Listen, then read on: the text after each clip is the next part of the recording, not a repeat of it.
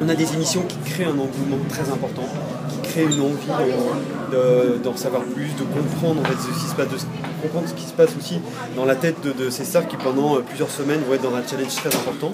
Et nous, en fait, le digital, on peut plus facilement accompagner et donner ces compléments que l'antenne n'a pas le temps de traiter en l'espace d'une soirée.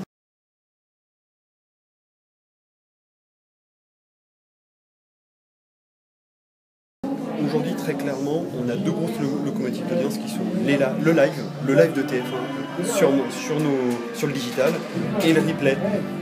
À côté de ça, tout ce qui va être ses bonus, ses coulisses, etc., on va dire qu'on est dans un usage, justement on parlait d'usage émergent, on est dans l'usage émergent. On est en train de travailler d'abord les fans, d'abord les gens qui sont très pointus, très, très exigeants sur j'ai envie de suivre spécifiquement telle star, tel danseur, parce que je me suis attaché à lui, parce que je trouve qu'il est formidable, etc., etc. Et donc aujourd'hui, on n'est pas encore dans le mass market, si vous préférez. On n'est pas encore, tous les internautes ne regardent pas ça. Mais on sait que c'est l'usage de demain. On sait que demain, le digital sera particulièrement pour justement une continuité d'expérience, même en dehors de la diffusion même du programme à l'antenne.